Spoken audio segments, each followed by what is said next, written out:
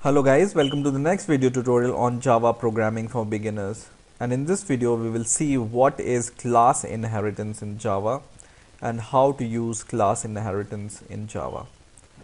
So classes in Java can be extended, and how they can be extended?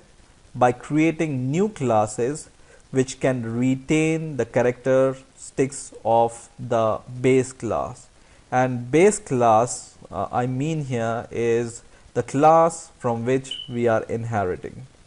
Now to understand it fully, I have a little diagram to explain. Now for example, I want to make a class which can calculate the area of some shapes. So it can be rectangle, square, circle or triangle or anything, right?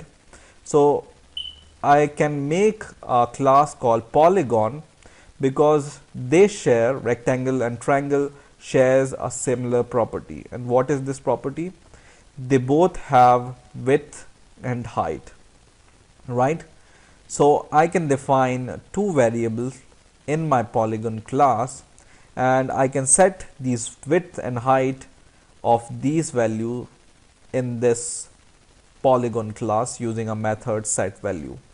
And in this rectangle and triangle class, I can create two methods which can calculate the area of triangle and area of rectangle. So the common properties which they both share, which is height and width, we don't need to define it in separate places in rectangle also and triangle also. We can define them at the single place, and we can use them using the inheritance property. And how you can know that these shapes or whatever classes you are going to make shares a inheritance property. So if the classes you are making have is a relationship, is a means, what I mean to say is a relationship like this. So rectangle is a polygon, right? And triangle is a polygon. So they share is a property in between them. So this relationship, whenever some class inherits from some other class, they share is a property or relationship. So rectangle is a polygon and triangle is a polygon, right?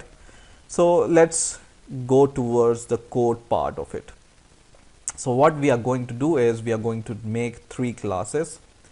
So we will go to the package, one class, first class we are going to make, and I will call it as polygon, right? And I'm going to make two more classes, one is rectangle and one is triangle. So I will say this is rectangle class, and I'm going to make one more class which is going to be the triangle class, triangle. Okay, now in my polygon class I have what property in common? Both rectangle and triangle can have width and height. So I will define two variable which will be protected. And why they are protected, I have shown you, and I have shown you what is the meaning of access modifier. So protected, and then int height, and in the same way I will declare one more variable which will also be protected, which will be width. Okay, and I will define a method which will be public and which will return the area. So for example, we will return area in double, right? And so this in here, let's try to set the values of width and height for rectangle and triangle. Okay, so this will be void set values, and in here we will define int a comma int b, and whatever user will pass the value of a, we will just say height is equal to a and width is equal to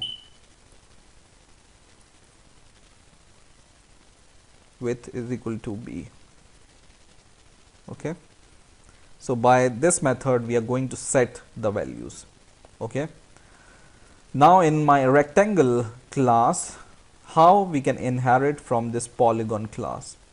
We can inherit from polygon class in my rectangle class by using keyword extends. Okay, just use the keyword extend and then use the class from which you are extending. Okay, so rectangle class is inheriting from your polygon class, and polygon class is in here is called derived class, and rectangle class here is a class which is deriving, right? So this can be called base class and this can be called the class which is deriving. Okay, in the same way I will extend in the triangle class also from polygon, because polygon is my base class from which I'm inheriting. And now in my rectangle class, I'm just going to calculate the area. Now whenever or if you are inheriting from a base class to a derived class, then all its protected members and public members are accessible in your derived class. Okay, so these member height and width and set values are can be accessed by this rectangle class because we are extending from it.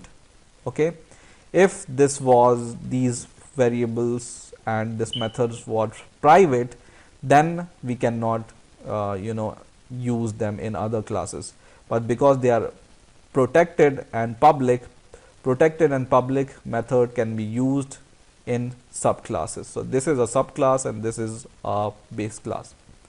So we can just define a method public, and this will be the area. So double area, and what this method is going to do, it will just return the area. So return height into width, and which height and which width we are talking about here, because we haven't declared width and height inside this class, in this rectangle class, right? But whenever you hover over and click on this height, you will go to the height in polygon class.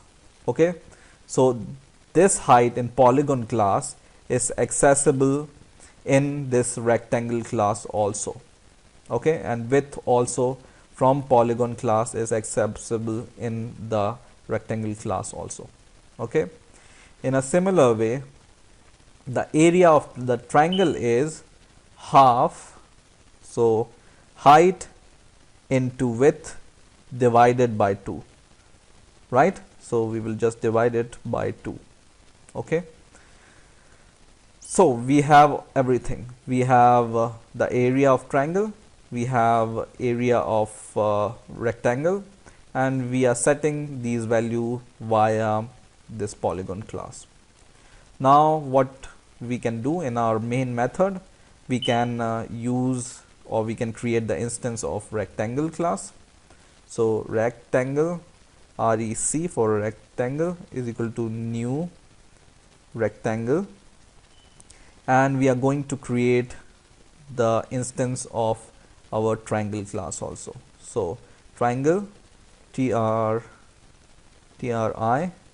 is equal to new triangle, and then for calculating the area we first need to set the value. So we will set the value of first rectangle. So we will use instance of rectangle class dot set. Because we are inheriting from the polygon class in rectangle class, this set value method is also accessible in the rectangle class via its instance. Okay, that's why we can access set value method via this rectangle instance. For example, we have 10 and 10 width and height. Okay, in the same way we can access set value method from our triangle class, and this, for example, is also same 10 and 10 width and height. Okay, now we just need to call the area. So we can just write sys o, and from rectangle class we can call its area method dot area, and in the same way we can call the area from the triangle instance, which is try. And now when we run the program, we will get the answer. First is the area of rectangle, and second is the area of triangle. So we can just modify this something like this: area of rectangle is equal to plus, right? In the same way we can write area of triangle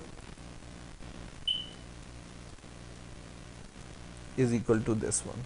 Okay, and area of rectangle and triangle are displayed like the area of rectangle is 100, which is 10 into 10 width into height, and area of triangle is equal to 10 into 10 divided by 2 is equal to 50, right? So once again, whenever we use inheritance, all the property of the base class, in our case polygon class, is available in your derived class. In our case these are rectangle and triangle class. So all the method which are protected or public are accessible inside our rectangle or triangle class. Okay, so you can use the method inside polygon class. If you derive it in rectangle class, you can use this height and width we have derived in here using this rectangle class, because we are extending from it. Okay, so in this way you can extend the property of polygon class to the rectangle class, and same is for triangle class. So I hope you have understood the basic concept of inheritance in Java, and I hope you have enjoyed this video. Please rate, comment, subscribe, and bye for now.